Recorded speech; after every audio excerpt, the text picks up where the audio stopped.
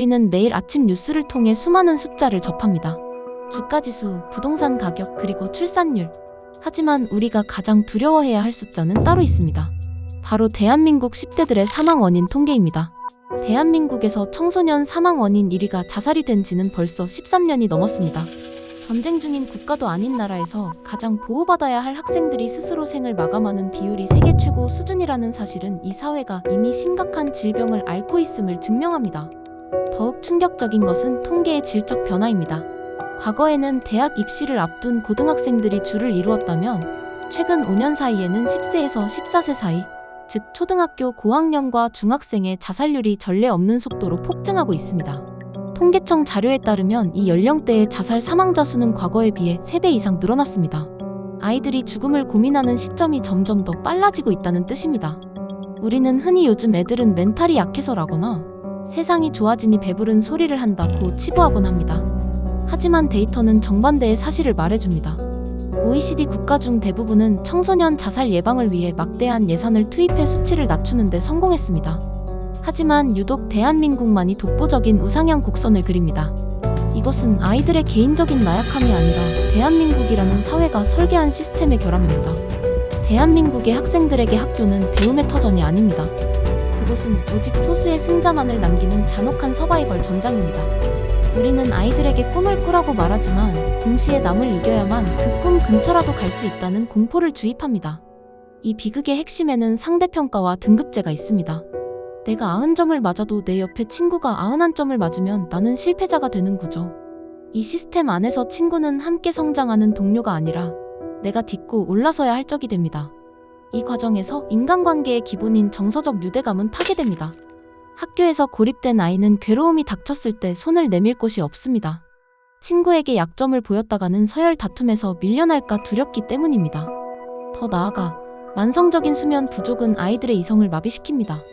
한국 청소년의 평균 수면 시간은 5시간에서 6시간 내외입니다.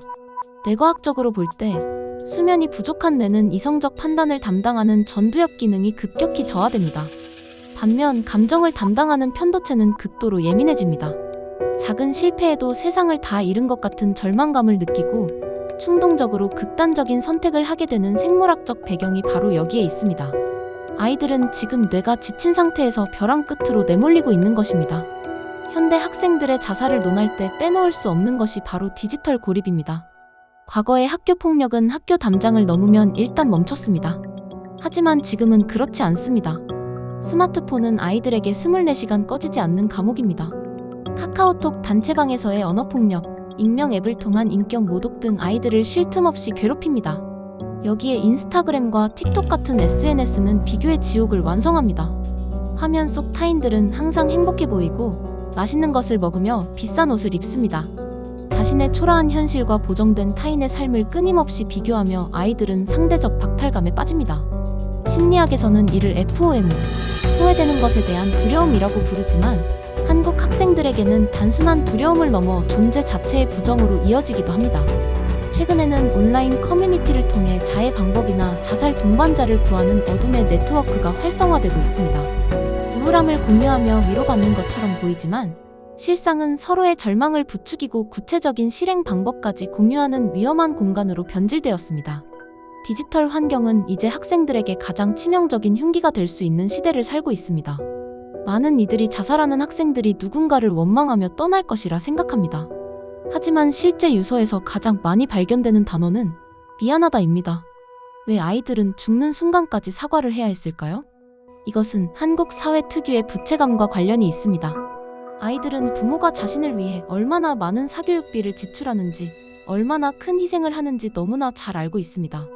성적이 떨어지면 아이들은 내가 부모님의 인생을 망치고 있다 는 죄책감을 느낍니다. 심리학자 토마스 조이너는 자살의 가장 강력한 동기 중 하나를 짐스러움이라고 정의했습니다. 내가 사라지는 것이 주변 사람들에게 더 이득이다 라는 확신이 드는 순간 인간은 삶을 포기합니다.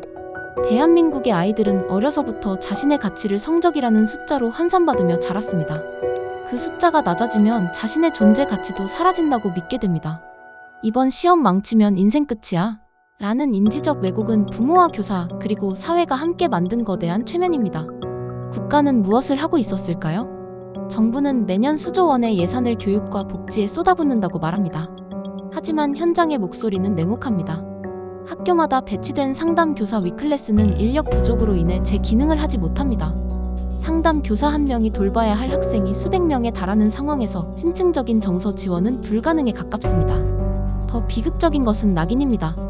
아이가 우울증 증세를 보여 정신과 진료를 받으려 해도 부모들은 기록에 남아서 나중에 취업이나 입시에 불이익을 받으면 어떡하냐며 아이의 손을 잡고 병원 문턱을 넘지 못합니다. 생명보다 스펙이 우선시되는 기괴한 가치관이 아이의 마지막 탈출구를 막아버리는 것입니다.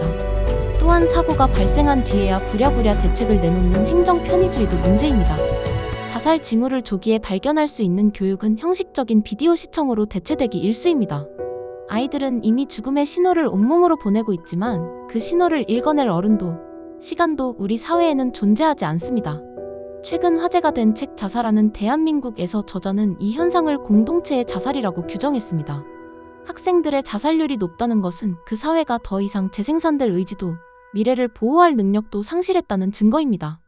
우리는 아이들에게 노력하면 성공할 수 있다고 가르치지만 사실 그 성공의 문은 아주 좁게 설계되어 있습니다. 의사, 대기업, 공무원이라는 단 몇 개의 정답지 외에는 모두 실패자로 규정하는 사회에서 90% 이상의 학생은 잠재적 실패자로 낙인 찍힌 채 살아갑니다. 이런 구조적 모순을 해결하지 않은 채 아이들에게 힘내라, 마음을 굳게 먹어라 라고 말하는 것은 가혹한 폭력입니다. 이제 우리는 선택해야 합니다. 이대로 아이들을 절벽 아래로 밀어내는 사회를 방치할 것인가? 아니면 지금이라도 이 미친 경쟁의 트랙을 멈출 것인가? 아이들의 죽음을 막는 길은 거창한 정책에만 있지 않습니다. 성적이 아닌 존재 자체로 아이를 인정해주는 가정, 실패해도 다시 일어설 수 있다는 믿음을 주는 학교, 그리고 다양한 삶의 방식이 존중받는 사회 구조가 필요합니다. 지금 이 순간에도 어느 교실 구석에서 혹은 좁은 학원 화장실에서 아이들은 소리 없이 울고 있을지 모릅니다. 우리가 그들의 비명에 귀를 기울이지 않는다면 대한민국의 미래 또한 그 아이들과 함께 사라질 것입니다. 아이가 죽어가는 나라에 내일은 없습니다. 이제는 우리가 이 잔혹한 서바이벌 게임에 전원을 꺼야 할 때입니다.